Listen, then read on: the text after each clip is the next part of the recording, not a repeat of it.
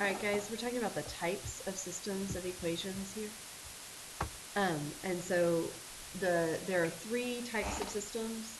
There is the type of system that has one solution, and that's where the lines are going to cross once, they intersect once. There's the type of system that has no solution, and that's a system where the lines never cross. And then there is the system that has an infinite number of solutions, and that's when the lines are exactly the same. And so then we're going to go over how you can determine which type of system you have. And so I put this table together.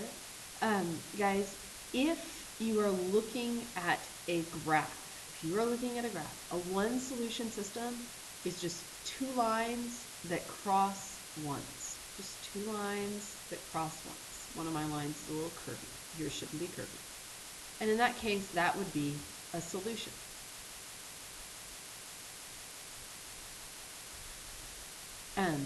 And that's what it looks like if we're looking at a graph.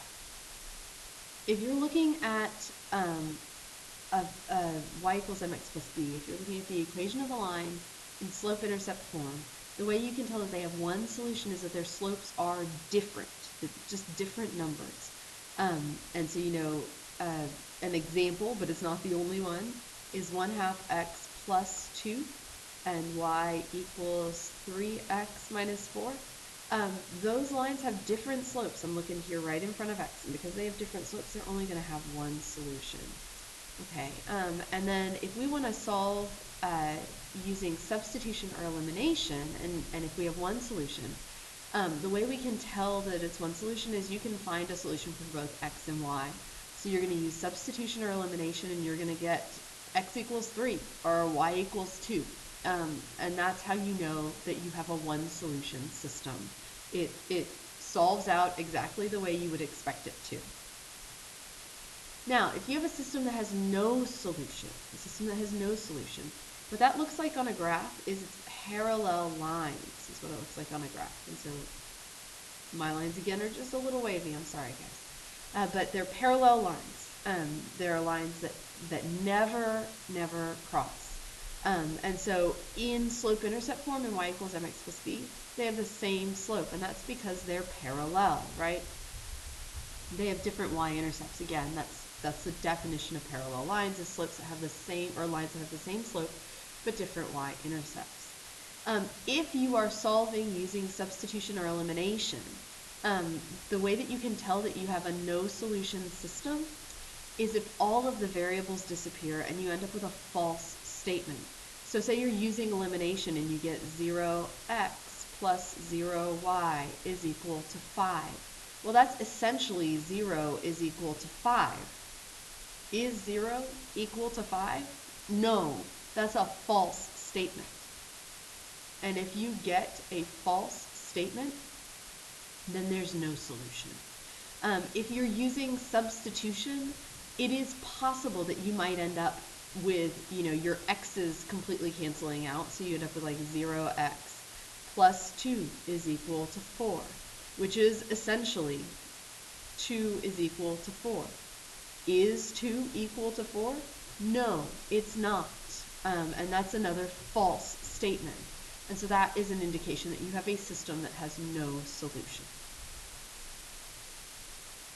Let's talk about infinite solutions. Infinite solutions happen when you graph the lines and they are exactly the same. So an infinite solution on a graph is just one line,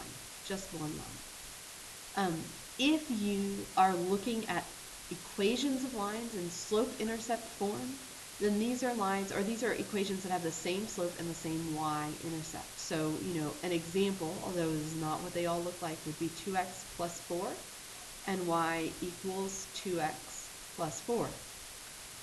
And so the slopes here are exactly the same, and the y-intercepts are exactly the same. And so that's how you would know that this is a system that has an infinite number of solutions. The way that you could tell that it's an infinite number of solutions if you are solving using substitution or elimination is that all of the variables disappear and you end up with a true statement. So let's say you're using elimination and you get 0x plus 0y is equal to 0. Well, that's a true statement. That's 0 is equal to 0. That's true. And so we know that there are an infinite number of solutions. Let's talk about substitution. It is possible that you would use substitution on a system and that you would end up with something like 0x plus 2 is equal to 2. Again, that is just 2 is equal to 2, and that's true.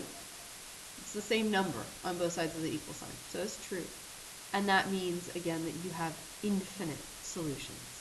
Now, let me take this moment to note that if you are asked to graph a system of equations on the test, and the system has no solution or an infinite number of solutions, if the directions have said that you need to graph the system, you still need to graph me parallel lines or one line. I still need to see that. That's what we were looking for. So you need to make sure that even if you can tell from the equations that your system has no solution or an infinite number of solutions, you need to make sure that you still graph the system of equations that you were given.